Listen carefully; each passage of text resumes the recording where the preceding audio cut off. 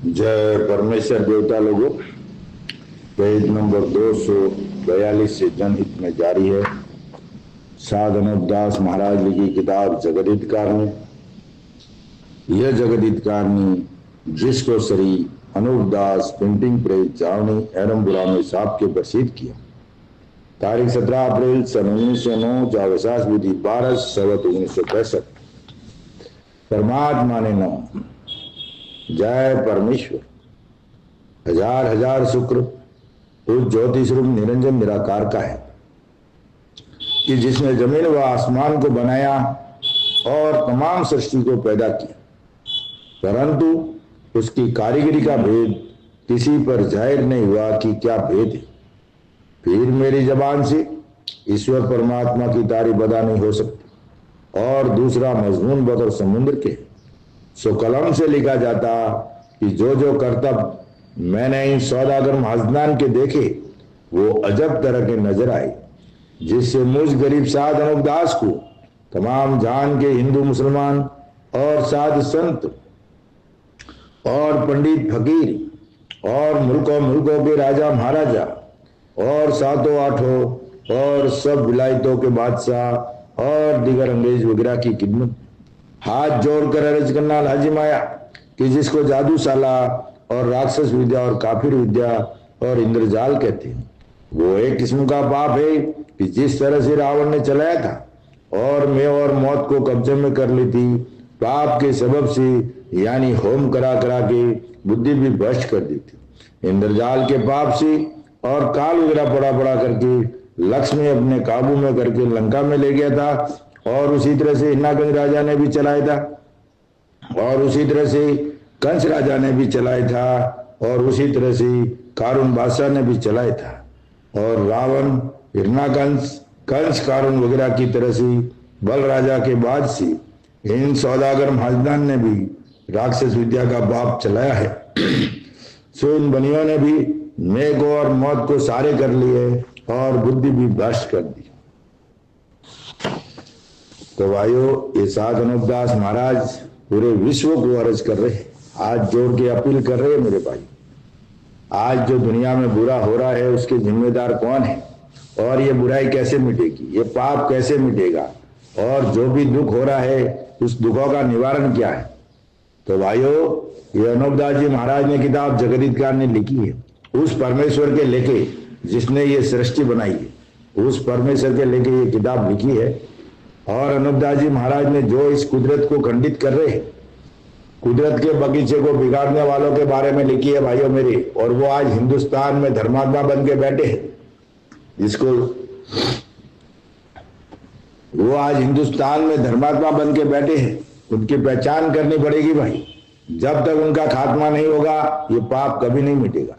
और अगर हम लोगों ने ढील रखी तो हम लोगों को ये लोग गारत करके, लाचार करके, बेबस करके ये पूरी दुनिया के ऊपर कब्जा करेंगे और राज करेंगे। उन्होंने क्या कब्जा करना है तो अभी चालू है, पूरी विश्व में उनका ही नमक पड़ता है, लेकिन ये किताब है इसके लिए वो अभी पीछे से राज कर रही है। फिर ये किताब अगर गायब हो गई तो आगे से राज करना चालू कर देंगे। जब ये राज अपने हाथ में ले लेंगे तो ये दुनिया को बुरी तरह से मारेंगे, बहुत परेशान करेंगे दुनिया को। सही ढंग से मौत मांगोगे तो मौत नहीं मिलेगी।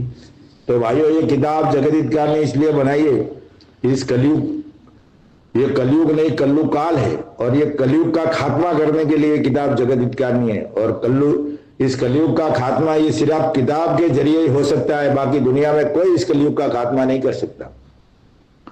तो भाइयों, ये कलयुग नहीं ये कल्लु काल है, और ये हिंदुस्तान के सौदागर बनिए बेईमान लंका के ढेड़ों के घर का राक्षसी पाप है। और इसकी फैक्ट्री चलती है जिसको दुनिया सुरग नरक बोलती है, मुसलमान भाई जन्नत बोलते हैं और अंग्रेज हेवन हिल्स बोलते हैं।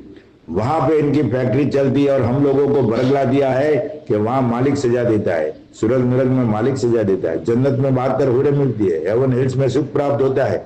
तो भाइयों, हिंदू मुसलमान अंग्रेज भाइयों, गौर से इस किताब को एक बार पढ़ो, तब मालूम पड़ेगा कि वो सिर्फ और सिर्फ दुनिया के राक्षसी पाप करने की जगह है। वहां राक्षसी पाप होता है जब दुनिया में आके लगता है, वहां कुछ नहीं मिलता है, कोई जिंदा जाता नहीं, वहां जिंदा आता नहीं है। वहां तो हिंदुस्तान के सौदागर बनिए जाते हैं, वहां उनके पाप करने की फैक्ट्री चलती है। जैसा ये हुक्म देते वैसा वो पाप करते, और वो पाप करने वाले रात दिन वहीं पर रहते और हिंदुस्तान के बनिए उनको खर्च मुकरा भेजते। जब तक इन हिंदुस्तान के बनियों का खात्मा नहीं होगा, जब तक उनके हाथ से पाप नहीं छोड़ाओगे, जब तक दुनिया में अमन शांति कायम नहीं होगी भाइयों। तो अमन शांति कायम करनी है तो एक ही रास्ता है, ये किताब पढ़ करके बंदोबस्त करो और इंसाफ करो, तब जाके दुनिया में अमन शांति होगी। तो भाइयों, हमारे लिए इस किताब को एक बार पढ़ना सौभाग्य की बात है, इसको चूकना हमारे लिए परम दुर्भाग्य है। और जिस भाई को किताब चाहिए जरूर संपर्क करें 8905653801। और हर महीने की 17 तारीख को ये सावणी एरमपुरा में निःशुल्क मिलेगी भाइयों। जिस भाई को चाहिए जरूर संपर्क करें। तो भाइयों, आज पेज नंबर 242 जनहित में जारी है। गहराई से सुनिए, सोचिए, समझिए और फिर इन हिंदुस्तान के सौदागर बनिए। बेईमान लंका के ढेड़ों के राक्षसी पाप से बचिए, ऐसा सुझाव है। और मैं तो दुखी था और संसार ने आपसे आप बातें चला दी थी, जब ऐसे ऐसे परसे मेरे हाथ से चलाने शुरू किए। परसे देखो, परसे कैसे चलते हैं और कैसे हाथ से हिंदुस्तान के बनियों ने चलाने शुरू किए। सो बालोतरा में बनियों का सेवक था और बनियों के मंदिरों की पूजा करता था। सो उसको भी जादू से अंधा किया था। सो गाय का परसा देख के सेवक मेरे पाव में पड़ गया और पाव को छोड़े नहीं, और मैं जादू के जुल्म से महा दुखी कि जो आदमी का कपड़ा लग जावे तो वो भी सुहावे नहीं, ऐसा दुखी था। और सेवक मेरे पाव को छोड़े नहीं। जब मैंने गुस्सा होके कहा कि बेईमान, तुझको नहीं सूझे तो मैं क्या करूं, मेरे नजदीक अपनी आंखों में धूल डाल। सो उसने सुनते ही इस बात की आंखों में धूल डाल ली। सो उसकी आंख खुल गई। सो मैं कौन सा जानता था कि धूल डालने से आंख खुल जाएगी। मैंने तो गुस्सा होके कहा था। जब सेवक ने माना कि इनका वसन धूल डालने का हो गया है, जब उसने धूल डाली, धूल आंखों में डाली तो उसकी आंख खुल गई। तो भाइयों, ये अनूपदास जी महाराज कह रहे जो पर्चे चल रहे ना, वो कोई इंसान नहीं चला रहा है या किसी के कहने से पर्चे नहीं चलते हैं। पर्चे तो ये हिंदुस्तान के सौदागर बनिए चलाते। तुम्हारे नाम से कैसे चलाने का, तुम्हारे को कैसे ऊपर पहुंचाने का, तुम्हारे कैसे डिमोलिशन करने का, तुम्हारी कैसी बदनामी करने का, तो पर्चे सब उनके हाथ से चल रहे। हमारे जो आज दुनिया में जो भी पर्चे आगम भागते चमत्कार दिखा, उनके हाथ में कुछ नहीं है। वो पीछे से 84 लाख कुंडियों पे लिखकर भेजते इधर, यहाँ वो बोलते जा बेटा तेरा बच्चा हो जाएगा, तो बच्चा हो जाता है। तो ये हिंदुस्तान के सौदागर बनियों के हाथ में। तो भाइयों, और अनुमंडल के लिए भी ये बात गहराई से समझना चाहिए। देखो भाइयों, आया तो वो बनियों का सेवक था, बालोतरा में बनियों का सेवक था। वो बनियों के मंदिरों का ठेका लेता था पूजा करने का, और वो काम करता था। तो ये परसों का हाल सुन के ये भी आ गया, दुनिया में पर्चे चलने लगे तो बाबा का नाम उन बनियों ने जाहिर करता पूरी दुनिया के। बाबा तो बड़ा वसनशील है, मालिक के घर में पहुंच गया है और ये तो बहुत वसनशील है। तो ये भी आ गया और खेल देखो अभी कैसा चल रहा है। वो पैर में पड़ गया। बाबा तो उल्टा बोल रहे थे, भाई मेरे हाथ से थोड़ी पर्चे थे, मैं क्या तेरी आंख कैसे खोल सकता हूँ। तो जबरदस्ती और आंख उसकी खुल गई, बनियों ने उसकी आंख खोल दी। तो वो तो चले पर्चे और दुनिया में डंका पीटने का, भाई जिसको तुम बावला कहते थे उसने तो हमारी आंख खोल दी, तो वो तो हमारा गुरु है। तो उधर से वो गुरु प्रथा लेके चलने पड़ा। तो अनूपदास जी महाराज ने इस गुरु प्रथा को पूरा का पूरा समाप्त कर दिया भाई। इसके लिए ये गुरु प्रथा की वजह से दुनिया में कोई परमेश्वर को पास जा नहीं पहुंच नहीं पाता है और न परमेश्वर की पहचान कर सकता है। ये गुरु प्रथा चली है ना जब से, और यहाँ से गुरु प्रथा चली है, और गुरु प्रथा चली है जब से दुनिया भूल गई है परमेश्वर को और दुनिया पाप करने को लगी है। क्योंकि गुरु जो है, आज मैं उन गुरुओं के बारे में भी कहता हूं भाइयों, जो गुरु है वो कभी भी 14, जैसे जमीन माता की 14 कला जानता है, तो कभी 14 कला पूरी दुनिया को अपने चेले को नहीं बताएंगे। क्यों? कि वो 12 कला ही बताएंगे, 2 कला अपने पास रखेंगे। अगर वो 14 की 14 कला बता देवे तो गुरु और चेले में फर्क ही क्या है, इसके लिए वो कभी नहीं बताएंगे। लेकिन अनूपदास जी महाराज ने डायरेक्ट जिसकी भक्ति की है और जो दुनिया का सर्वे सर्वा है और दुनिया का मालिक है और दुनिया के मालिक की पहचान बताई है हमको। बोलता मैं भी ये किताब परमेश्वर के लिए लिखता हूं, मैं भी परमेश्वर का भगत हूं, लेकिन आप लोगों को भी उस परमेश्वर की भक्ति करना चाहिए, परमेश्वर के ध्यान में रहना चाहिए। और दुनिया में अगर कोई तकलीफ है तो परमेश्वर के सिवा दूसरा कोई भला नहीं कर सकता। अगर कोई आदमी परमेश्वर की भक्ति करता है तो उसके जीव का भला करता है, दूसरे का सिवाय परमेश्वर के और कोई नहीं कर सकता है। तो भाइयों, हमको परमेश्वर को भुला दिया, और ये गुरु पर्दा जिस दिन से लगाइए ना, उस दिन से न तो हम ये किताब समझ पाए और न परमेश्वर की हमको पहचान हुई। हम सब उल्टे रास्ते से ही चले, क्योंकि हमको दो कला मिली नहीं, परिपूर्ण हुए नहीं। अनूपदास जी तो महाराज तो कहते सबके अंदर मालिक की रोशनी है, पूर्ण ब्रह्म है। जो हमारे गुरु में है वो हमारे में भी है, जो हमारे नबी में है वो हमारे में भी है। कोई कमी तो है नहीं है, मालिक ने तो कोई कमी नहीं रखी है कि भाई ये चीज उसमें हमारे गुरु में एक ज्यादा है और हमारे में कम है। रही बात ज्ञान की, तो ज्ञान तो बुद्धि के हिसाब से चलता है ना। जैसे पाप का जमाना भी, कलयुग का जमाना चलता है। महाराज ने 226 नंबर पे लिखा है कि हिंदुस्तान का सौदागर बनिया, जिसके नाम का पाप करता है, जितना कम पाप करता है वो समझता है, ज्यादा पाप करता है तो उसकी बुद्धि काम नहीं करती है। तो भाइयों, वो तो अपने बुद्धि के हिसाब से चलता है ना। तो ये बनियों का सेवक अंधा बनकर आया था और ये हमारे अंदर घुस गया और ये चेला बन के इस किताब को, जगत हितकारिणी को पीछे रख दिया मेरे भाइयों। इसलिए इस किताब को गहराई से समझिए, सोचिए और पढ़िए और देखिए भाइयों। कहा था जब सेवक ने माना कि इनका वसन धूल डालने का हो गया है, जब उसने धूल आंखों में डाली तो उसकी आंख खुल गई और सूझने लगा और कहने लगा कि जिसको तुम मारते थे और बावला कहते थे, उसने तो हमारी आंख खोल दी। अब देखो, उसकी आंख खुल गई और खोली तो किसी और ने, और चेहरा लगाया अनूपदास जी महाराज का, तो इनके पर से दुनिया में चलने लगे। सो वो तो हमारा गुरु है। इसी तरह पर एक गांव खेड़ा परगने मालानी में, सो वहां पर चमारों यानी भांबियों का गुरु रहता था। सो उसकी औरत का दूध जादू के जुल्म से सुखा दिया था। सो उसके 4-5 बच्चे बगैर दूध के भूखे रह रह के मर गए। सो मैं अपने फकीरी की हालत में वहां पर चला गया, तो वो औरत परसों का हाल सुन के मेरे पाँव को पकड़ के मैं बैठ गई और कहने लगी कि बाबा जी, मेरे 4-5 बच्चे बगैर दूध के मर गए। सो हाल इस तरह से है कि जो उंगलियों में दूध हो गई तो मेरे थनों में दूध, सो वसन को, सो मेरे दूध आओ। जब मैंने कहा कि मैं तो संसार का बाल बच्चा हूँ और संसार माता पिता है, सो मैं क्या जानूं कि दूध आवे या नहीं आवे। सो मैंने उसके धन बच्चों के मुआफिक सूचे, सो दूध आ गया। कि जिस तरह से माई बाई के दूध होता है उसी तरह से उसके भी दूध आ गया। तो उसने भी जाना कि ये तो बड़ा वसन चीज है और चले पर से, और मुझको खबर नहीं।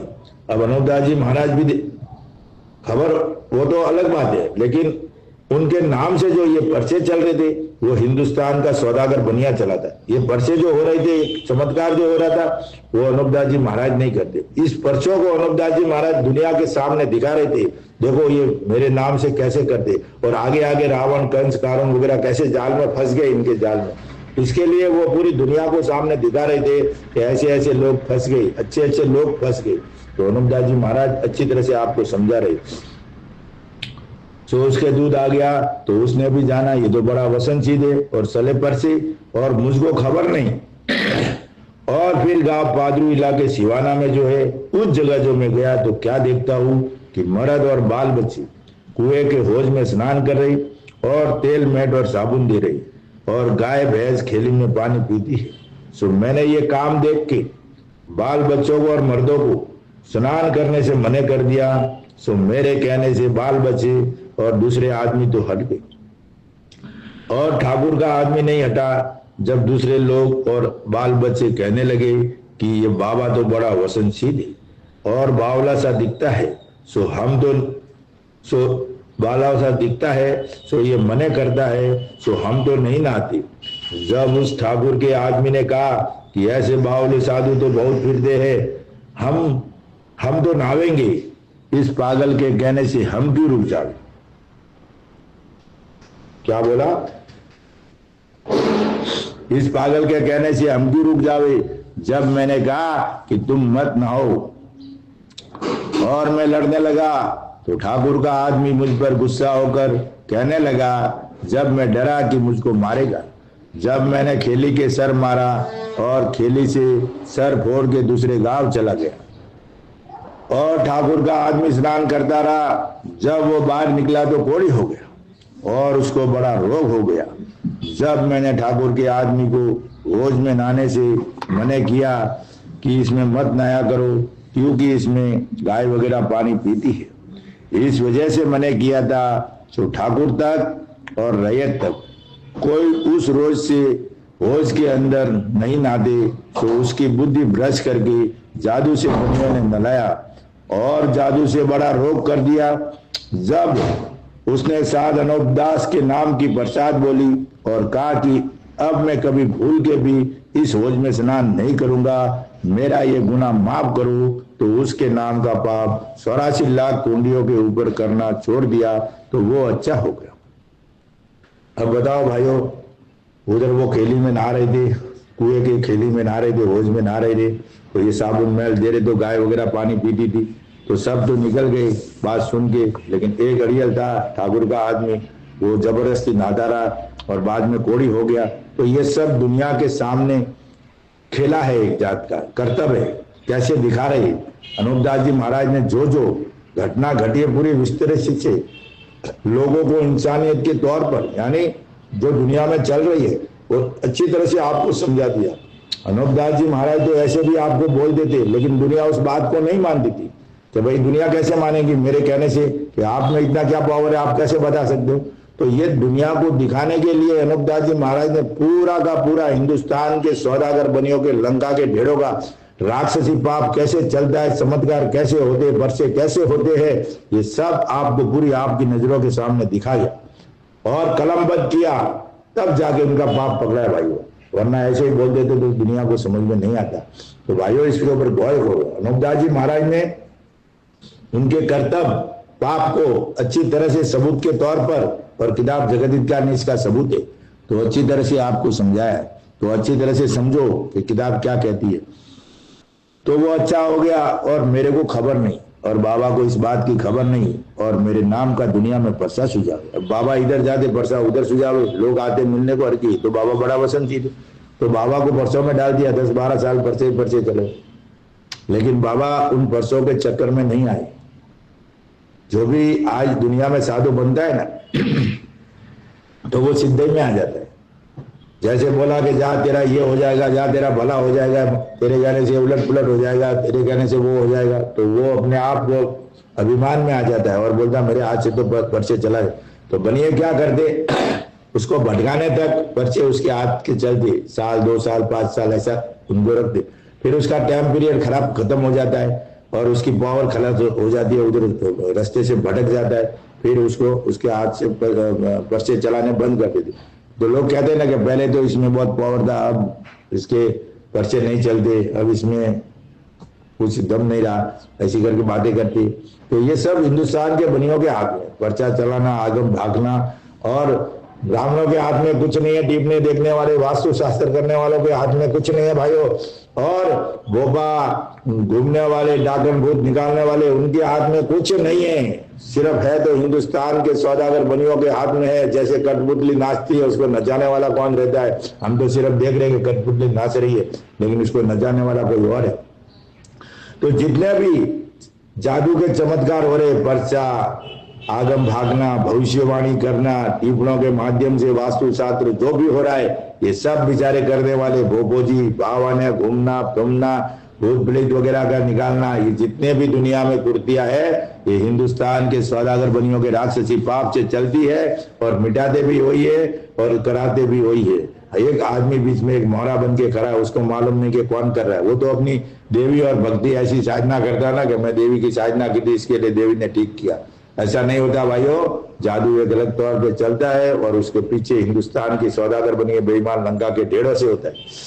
84 लाख कुंडियों पे इसका नेटवर्क लगा हुआ है और एक एक चीज का नेटवर्क उधर चलता है कि किसके नाम का क्या पाप करना चाहिए।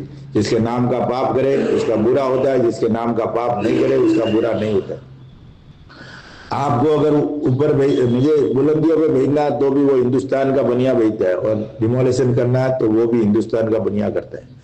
पर्चा सुझावे और मेरे नाम का पाप दिन दिन ज्यादा करके बावला कर दिया, कि जो मैं दिन दिन बावला होता जाऊं, कि जो दिन दिन लकड़ी के मुआबिक सूख गया, कि जो मेरा जीव अंदर से बहुत दुखी, और फिर वहां से भागा भागा सिवाने के इलाके में गांव बिजलिया के भागर में गया और वहां जाकर बैठा और वहां दुखी और यह कहो कि मेरा दम निकल जाओगे तो बहुत अच्छी बात है। अब ऐसी परिस्थिति में बेचैन था बाबा। बाबा बेचैन पूरी तरह से दुख झेल रहे थे।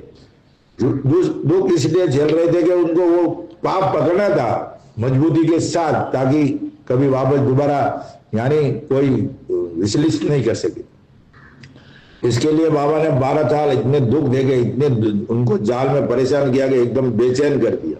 इधर बैठे उधर भागे उधर आगे, न सो सकते, न बैठ सकते, न खा सकते, न पी सकते, यानी इस टाइम से विचलित कर दिया। इस दुख में बैठा बैठा सोच विचार करता था कि वही भाकर में जहाँ बैठा था वो जादू से बनियों ने फाड़ा। सो मैं डाकोर जी के रास्ते लाल गुआड़ी की हद में पहुंचकर जहां पर 9-10 कोस के उजाड़ में झाड़ी पड़ती है, वहां पर जमीन में जाकर बाहर निकला। अब देखो ये पुतलियां कैसे निकलती है और पुतलियों को कैसे निकालते हैं ये बाबा से। लेकिन अनूपदास जी महाराज को ये दुनिया में जहां बैठा था बिजलिया भाकर में वहां बैठे थे और वहां जा बिजलिया के भाकर में गया और वहां जाकर बैठा और वहां दुखी और ही कहूँ कि मेरा दम निकल जाओ तो बहुत अच्छी बात है। इस दुख में बैठा बैठा सोच विचार करता था कि वही भाकर में जहाँ बैठा था वो जादू से बनियों ने फाड़ा। तो डाकोर जी के रास्ते लाल गुआड़ी के हद में पहुंचकर कि जहां पर 9-10 कोस के उजाड़ में झाड़ी पड़ती है वहां पर जमीन में जाकर बाहर निकाला। अब भाइयों बिजलिया भाकर बालोतरा के आगे आए लाए और वहां बैठे थे सोच विचार, तो वो बागर फाड़ दिया और उस बागर के अंदर जमीन में डाल दिया और निकाला कहा लाल गुआड़ी गुजरात के हद में पहुंच जहाँ 9-10 कोस में पूरी झाड़ी है, घना जंगल है, उस जंगल में लाके निकाला। अब बताओ उस वक्त सांप बिच्छू बड़े अजगर वजगर कोबरा वोबरा जो भी होंगे और शेर चीते कितने भी जंगल में होंगे तो कैसे बचते। तो बाबा कोई छोटा मोटा नहीं था, लेकिन बाबा एक हिंदुस्तान के सौदागर बनियों का पाप पकड़ने का पूरा खेल चल रहा था। वो सब जान रहे थे, लेकिन उन्होंने दुनिया के सामने इनको पूरा नंगा करने का, उनको पूरा दिखाने का था कि भाई ये लोग कैसे पाप करते, ताकि आपको भी समझ में आ जाए। बोलने से समझ में नहीं आए, उन्होंने भुगता है और बनिया उनको पहचान नहीं पाया, अनूपदास जी महाराज को पहचान नहीं पाया। अगर पहचानता तो ये काम नहीं करता। जब लाल गुआड़ी के हद में पहुंचकर जमीन के जहां पर 9-10 कोस उजाड़ में झाड़ी पड़ती है वहां पर जमीन में जाकर बाहर निकाला। तो जिस तरह से कि जादू से देवताओं की पुतलियों को जमीन फाड़ के निकालते हैं, उसी तरह से इन बनियों ने जमीन माता को रोक करके और जमीन को फाड़ के मुझ गरीब साधु को निकाला। तो मैं हवा और गरज के जोर से बेहोश हो गया। अभी वो कितना रोज पड़े हो गए सो खबर नहीं कि 10-12 रोज या कम ज्यादा उसी रोज पड़ा रहा या कम ज्यादा उसकी मुझको खबर नहीं। और जब कि मैं होश में आया तो मैंने बहुत सोच किया कि मैं किस मुल्क में आया, ये क्या जुल्म हुआ कि जो आवाज आदमियों की सुनूं तो दूसरे मुल्क की और मुल्क देखूं तो दूसरा। जब मैंने दिल में सोचा कि मैं आदमियों से ये कहूं कि मैं जमीन के अंदर से निकला हूं तो मानेंगे नहीं। ऐसे कहते थे कि मैं जमीन से निकला हूं तो कोई मानेंगे नहीं। इससे मैंने उन आदमियों से यह कहा कि मारवाड़ यहाँ से कितनी दूर है और किधर है। जब उन्होंने मुझको बड़े बड़े शहर बताए कि जो जोधपुर के रास्ते में आते थे। जब मैं दरियापत करते करते मारवाड़ में वापिस आया तो मुझको जादू के जुल्म से दूसरे मुल्कों में निकाला और लोगों को जादू के जुल्म से क्या सुझावे कि बाबा ने समाधि ली थी सो कहाँ जाके निकला, सो तो बाबा की बाबा जाने। अब भाइयों बताओ, हम लोग समाधि के चक्कर में चल रहे कि भाई जाकोड़ा में समाधि ली है और बाबा ने समाधि कहा जाके निकला बाबा की तो और इधर उनके नाम के पर से उनको ये चला दिया। तो ये किताब पहले हमारे बुजुर्गों ने जो लाए वो समझ नहीं पाए और समझा नहीं सके और ये किताब को गहराई से पढ़ नहीं पाए। इसके लिए ये सब आज जो अंदर किताब के माध्यम से जो हमारे साथ में झूठ चिपक गया है इसलिए चिपक गया, वरना ये किताब अच्छी तरह से पढ़ लेते तो कोई बात नहीं थी। निकाला और लोगों को जादू के जुल्म से क्या सुझावे कि बाबा ने समाधि ली थी सो कहाँ जाके निकला, सो तो बाबा की बाबा जाने। अब बिजलिया भाकर में फाड़ के लाल गुआड़ी गुजरात डाकोर जी में निकाला। क्यों निकाला भाई और फाड़ा क्यों? और डालने के लिए अनूपदास जी को मारने के लिए डाला था ना इस हिंदुस्तान के लंका के ढेरों ने, लेकिन मार नहीं पाए। तब हिंदुस्तान के बनियों को झटका लगा कि अरे भाई के ये भूल से काम हो गया, यानी पहचान नहीं पाया अनूप दास। उस दिन से अनूप दास जी महाराज को पहचाना कि ये तो बंदा कौन है, ये तो बहुत बड़ी हस्ती है। तब मालूम पड़ा कि इनको मार नहीं पाए, अगर मारना होता तो किताब लिखने के पहले मार देते। बनिया इनको क्या मारेगा? क्या 65 साल की उम्र में झाकोड़ा में जाके समाधि ले दी है अनूप दास जी महाराज की है क्या? बिल्कुल नहीं है भाइयों, वो समाधि उनको कोई मार ही नहीं सकता है। इच्छा और मृत्यु के साथ अनूप दास जी सकते।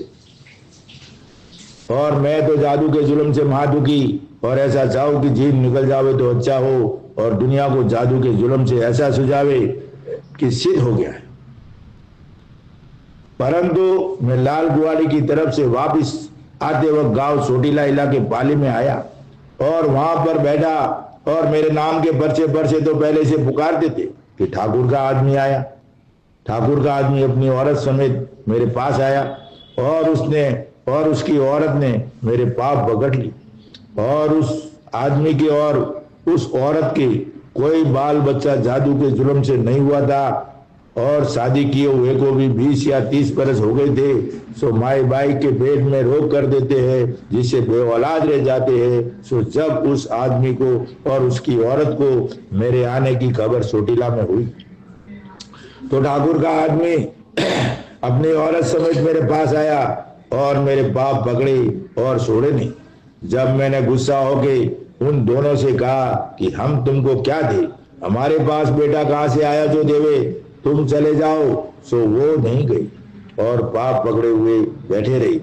जब मुझको बहुत गुस्सा आया और कहा कि तुमको गु यानी सरकीन देवे, सो मैंने गुस्सा होकर उनको गु का कहा, और मुझको ये खबर नहीं थी कि इसके बच्चा होगा, सो गुई गु हो जाएगा। सो उसके 9वें महीने में बच्चा पैदा हुआ। क्योंकि मैंने जब गु का कहा तो दोनों